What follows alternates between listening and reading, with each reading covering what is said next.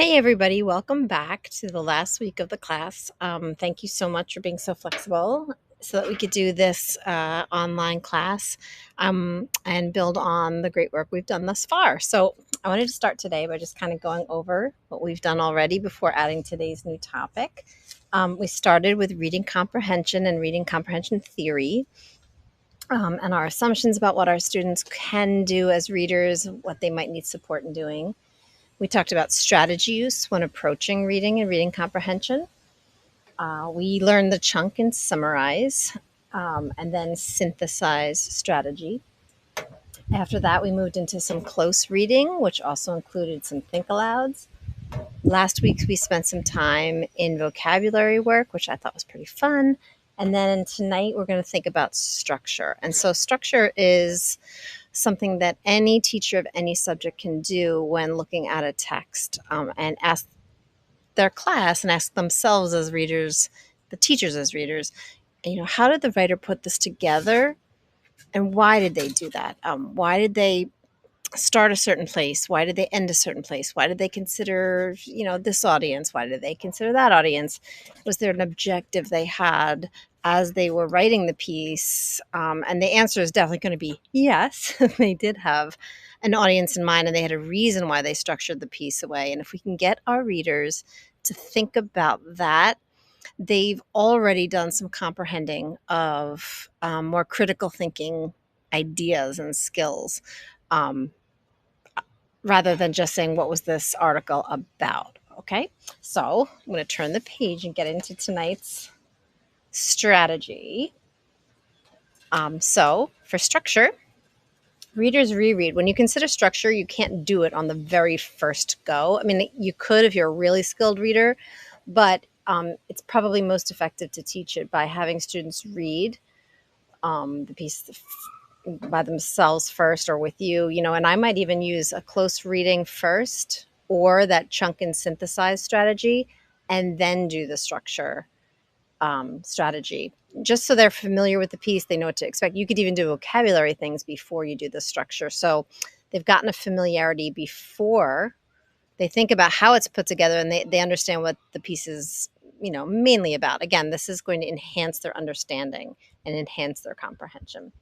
Okay, readers reread a text and consider the author's use of structure or the way the piece is put together, and then ask themselves, how does the structure support meaning across the text? Okay, that's the strategy. That's it.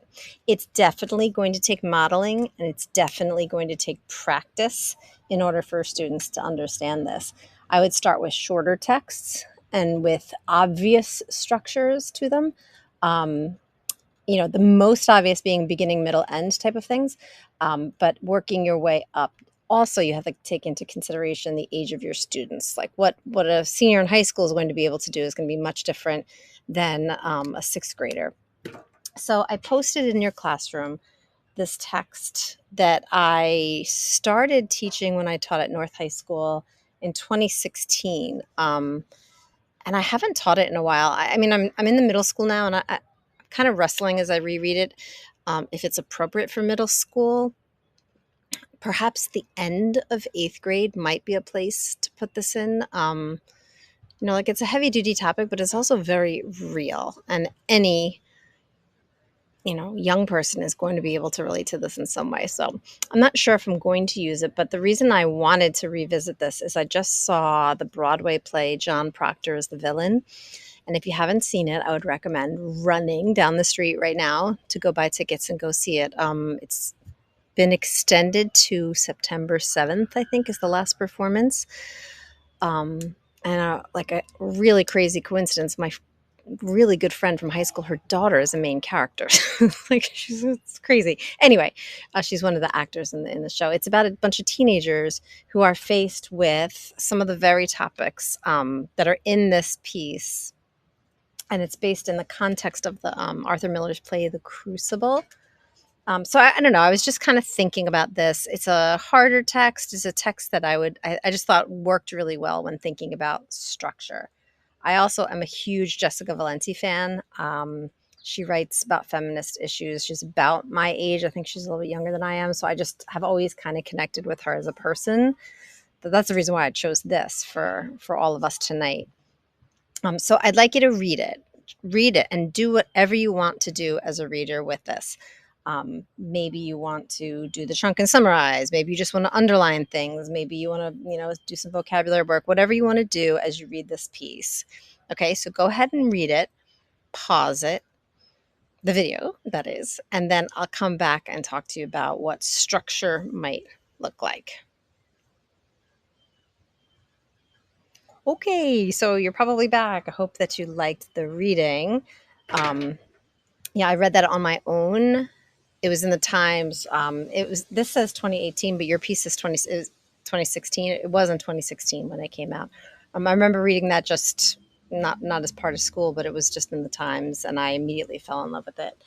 All right, so structure is basically, how is this put together? What is the writer, how is she building her argument and her piece? Now, you might want to do work before you do this with what is her main argument and what is her claim, but I don't know if you necessarily need to do that.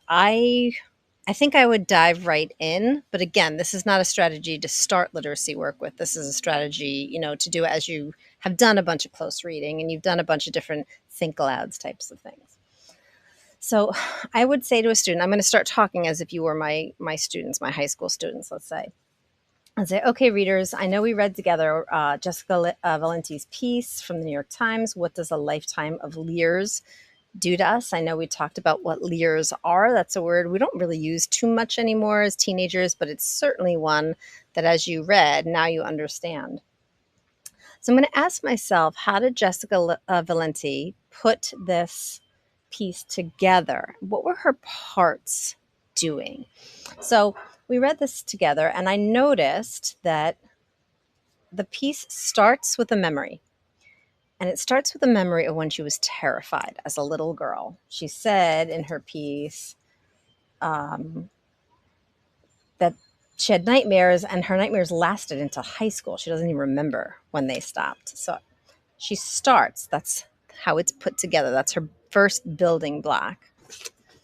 Then I noticed, as I move my little things here, that Jessica Valenti did something kind of cool that generally we English teachers don't want our students to do. She used one line as a paragraph, and it really stood out. So I noticed that. Teachers always tell you paragraphs need to have a certain amount of lines, but here she's doing that, and this is a line. It was just a play, just a scary man, yet my young brain was indelibly affected by that one moment. Indelibly means you can't erase it. Okay, so I noticed that's the second way she's putting this together. She's starting with the memory, and then she moved next into this one standout sentence. Next, I notice that Jessica Valenti, and I'm sorry, my Post-its are a little bit big. I'm moving them around so you can see as much text as possible. She kind of shifts the purpose here. This is about her past and these things that happened when we were little. She says, well, what about the other moments? That was one moment. What about all the other ones? The other scary men who aren't fictional, but real life terrors in girls' and women's lives. The looks, like we talked about those leers, the looks that start when we've barely begun puberty, the harassment on the street and online, the violence we survive or are constantly on guard for. What does it do to us? So I noticed, because I'm thinking about not what she's saying as much as what is she doing here? What move as a writer is she doing? And I'm noticing a shift in purpose. She leads the reader to know that she's using the first moment to build on this rest. She's using this first moment up here of being little, and she's building on that. Okay? She's going to be moving our ideas into not just this one thing that happened, but the many different things that happen.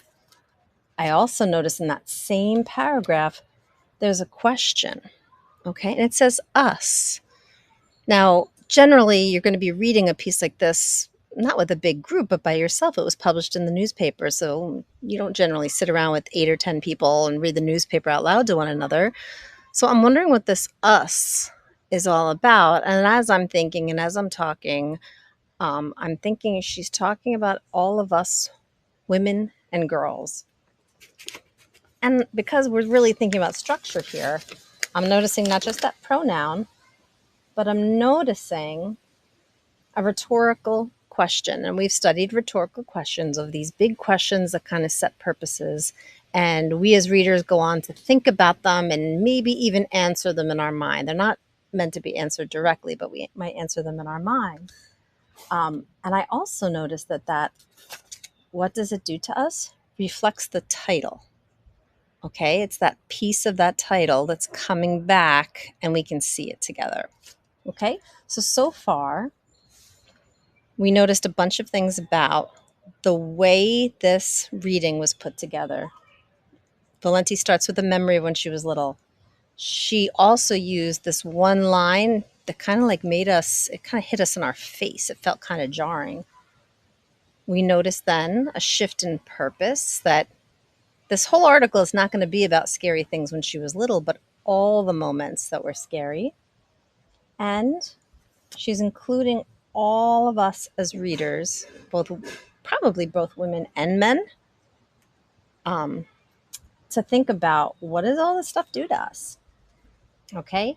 She goes on to say, uh, feminists have worked for decades. And then here I noticed something else as we read this together, class, that this seems to be the start of Jessica Valenti's thesis or her claim in this piece. Okay, what she's going to go on as we finish the piece, we kind of know this already. She's going to go on to examine the unexamined impact of living with sexism. The unexamined, or like people don't really think about it anymore, or not just anymore, people don't think about it. They don't talk about this. We've kind of just felt these feelings and just moved on our merry way thinking, I guess that's just what happens. So she's adding her thesis here. Then we notice that, again, this is all structure work that we're doing, that Jessica Valenti uses these really upsetting but very effective examples from her own life about a high school teacher asking her out right after they graduated. And I think most high school students would understand that that's a creepy kind of feeling. An ex-boyfriend taping a condom and writing the word whore across her whiteboard. Threats via email that she gets. She's a writer and she publishes things online, so public figures have emails, and that's how they communicate, and people can get to them and get their attention, and threatening emails. So I'm noticing not just the content, but these are lifetime examples. Whoops, I picked it wrong. Sorry, everybody. Oh, okay. I meant to put this posted on it. Please don't make fun of me, Heidi. This is a claim and another.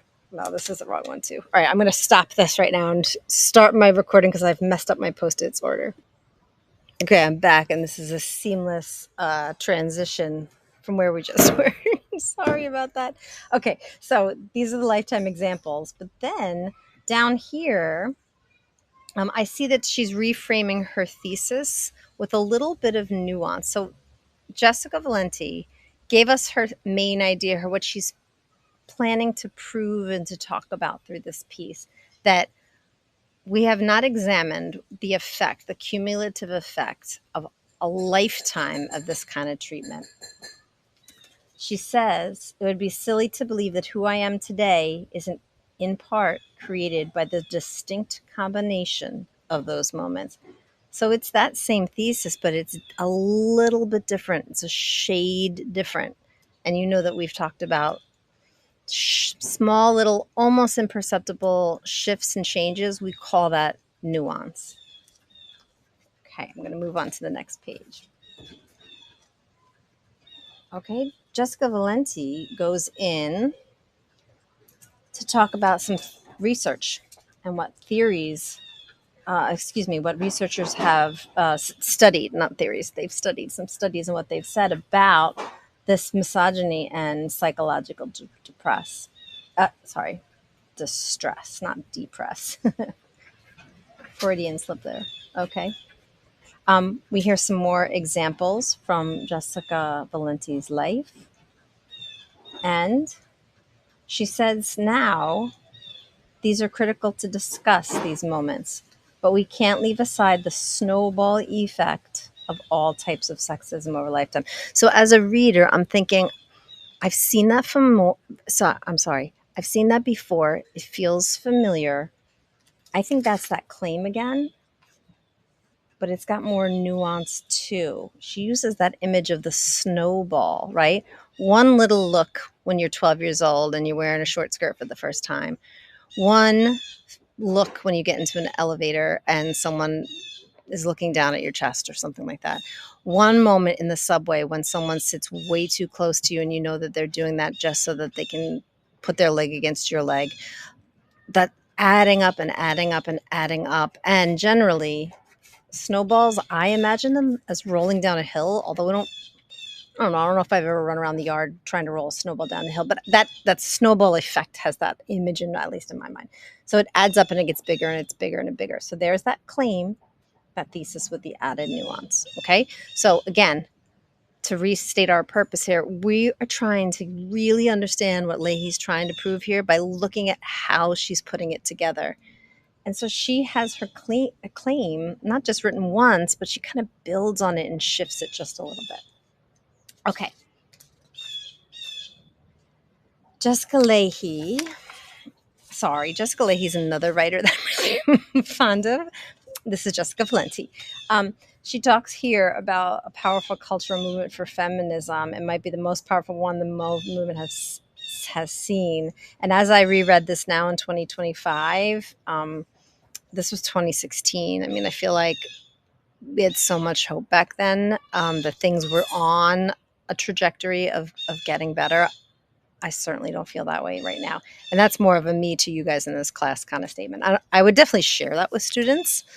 But, we have to be sensitive about how we say things, even if it's the truth. And that is just a part of being a teacher in today's environment, which if you go see John Proctor, they address that too. Okay. She's saying that it's a better word for today.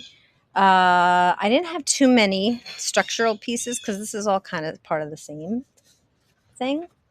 But I did notice that Jessica Valenti poses a new theory. So we've had the older theory. Then we had kind of shifted and mold, almost like you're holding a piece of clay and you're kind of like molding it into something else, but it's still the same idea. And you're molding it a little bit more, but this is a whole new theory. Okay. And that new theory that she's posing talks about maybe we should just stop working so hard to move past, like getting over it kind of thing. And we should name it. We should talk about what sexism has done to us as women. We should talk about the impossibility and inevitability of living a dehumanized life. Okay. And there's her theory there.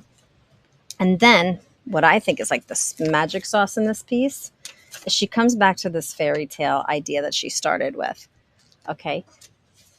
And she shares an anecdote of her own daughter and her own daughter's reaction to being included. She didn't want to be one of the little pigs. She wanted to be one of the ones who doesn't get eaten. Okay. And then Jessica Valenti, she kind of finishes up her piece by saying that's what she wants for her daughter, and that's what she wants for herself too. So what we just did, readers, is we took a look. We read this piece the first time. We did our thinking. We came up with our statements of what we thought each section was about. Now we looked at the structure or how it is put together. And we saw, looks like the writer's doing this here. Looks like the writer's doing this here. Then I noticed that she's doing this. And I want you to notice those moves don't all have names. Like that's not it's not a specific thing. Oh, here she's using the blah, blah, blah method. No, it's kind of just a natural flow of her structure. So if you're noticing this in your own work, don't worry about what to call the move that she makes. Just put it into your own words. And so I'm going to stop for you guys in this class. I'm going to stop with this conversation. So, like, now that we've noticed all this stuff together, I would definitely have my students do this in their own piece. And that will be certainly part of your assignment for the next part of this class. Um, and the assignment is not to like produce something because we read something, but the assignment is to process all of the thoughts that we had on these post-its, right? Like, we noticed all this stuff. So what? I wanted to create some sort of way for my students to articulate their thinking and to do, that really essential this plus this plus this plus this equals this type of stuff. So one way you can do it is have a notebook entry, a really low stakes notebook entry that doesn't matter if it's right, if it's wrong, if it's written super poorly, if it's written, like a super high level, doesn't matter. And I would never have students hand it in on the first try, because they're going to think, instead of in structure worlds, they're going to be thinking in the am I doing it right world.